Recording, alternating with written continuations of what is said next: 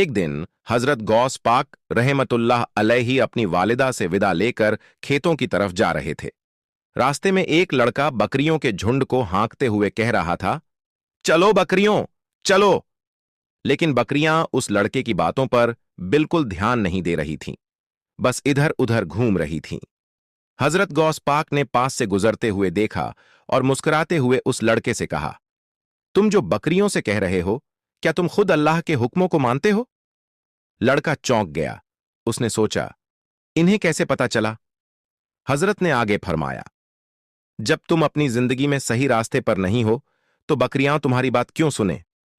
यह सुनते ही वह लड़का हिल गया। उसकी आंखों में आंसू आ गए। उसने वहीं तौबा की और अल्लाह से माफी मांगी। सबक: हजरत गौस पाक का यह वाकया हमें सिखाता है कि अगर इंसान खुद सही रास्ते पर नहीं चलता तो उसकी बातों में असर नहीं होता।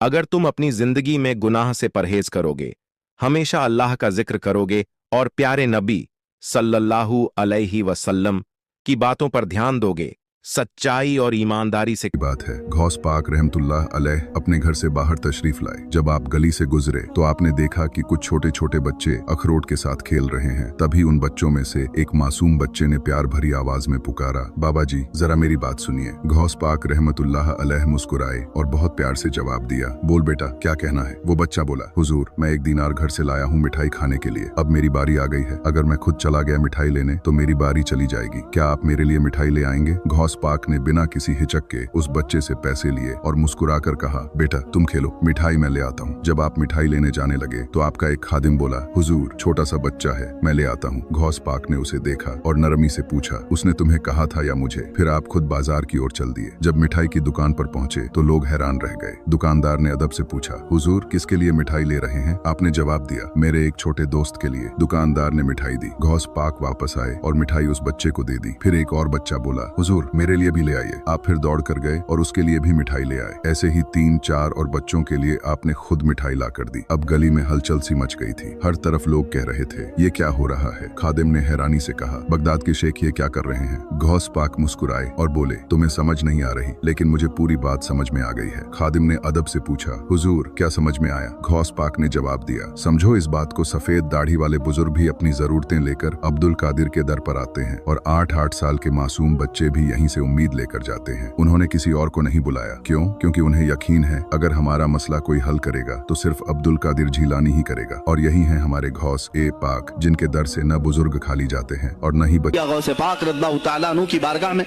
जब एक सवाल आया कि लोग कहते हैं नबी हर जगह कैसे हाजिर हो सकते हैं, आपने